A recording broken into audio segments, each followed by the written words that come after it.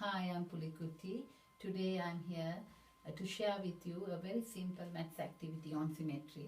Symmetry is all around us, as you can see. The maths activity that I'm going to explain to you caters to the grade 3 children. Of course, it keeps abreast with the Australian curriculum on mathematics, where grade 3, the 3 children are supposed to know about symmetry in their environment. So we'll start off. What's symmetry? You might think it's a very simple concept. It's not. It's one of the most systematized and a formalized area of mathematics that we have. So explaining what is symmetry, if you look at this butterfly, can you see there is a perfect balancing in the body of the butterfly? What's the secret behind the balancing? The secret is the concept of symmetry. As you can see, I have drawn the line of symmetry here. The line indicates that the two parts balance with each other. So from a mathematical definition, we would say an object will possess a line of symmetry if there is a line in that object, like here, where it can be equally divided into two identical parts. Now if I fold along this line, you can see this part will equally tally with the other part. And also you need to remember that symmetry can take many patterns. It can be rotational, it can be reflective, but in this exercise I will be concentrating on reflective symmetry. Now to start off the lesson, I will use this little PowerPoint where I will give the student a simple definition on symmetry. Remember, these are grade 3 children, so you have to find a definition that is really simple and you need to explain to them at their level.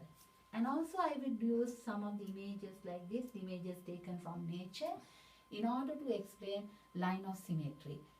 I will invite the children to identify the line of symmetry in the images. So this would be the starting point. Next, I will invite the children to join me outdoors.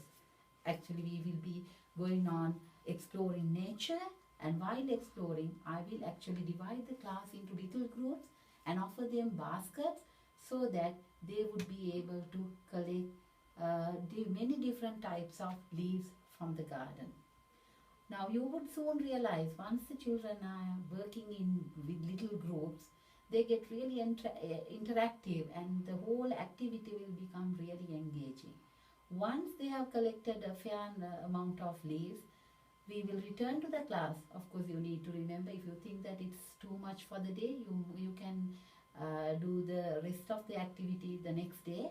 But once inside the classroom, I will ask them to remain in their groups, and then I will demonstrate to them the reflective symmetry using a tree leaf. As you can see, I will cut along the symmetrical line and explain to them the concept of symmetry here. Once this is done, actually the children can start the cutting activity. So in their little groups, they will engage in the cutting activity, and this is the point where I would go around the groups and facilitate and scaffold their learning on the concept of symmetry. So actually I'm really passionate about this constructionist approach to learning and teaching. That's a very good approach where children are active learners. So working within little teams or little groups will actually cater to the constructionist approach to learning and teaching. So once the cutting activity is done, I will ask the children to swap the baskets with the other groups, and then at this point I will introduce to them, or I will offer them, this sort of big construction boards or the construction cards, and give them glue sticks and ask them to stick the leaves together, stick the cut halves of the leaves together and make little patterns like this. So as you can see, children might like this, because it's really engaging, as in the previous activity, when the cutting activity took place, children were really engaged in the activity because there's a lot of interaction taking place. So here too there would be a lot of interaction.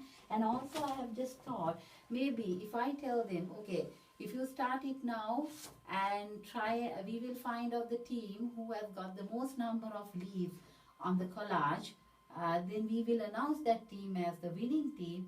The competition, the healthy competition will be more, and the children will be really interested in carrying out the activity. So at the end of the activity, you could find a beautiful collage like this. So children have ended up making a collage, but the most important thing is they have learned a very crucial mathematical concept, symmetry, the reflective symmetry. So I think if you are really bored with your textbooks, and if you are really bored with the worksheets, of course most of the time we are. So this is one of the very simple practical exercise that you can do, and which would have a lasting impact on children's learning. Thank you.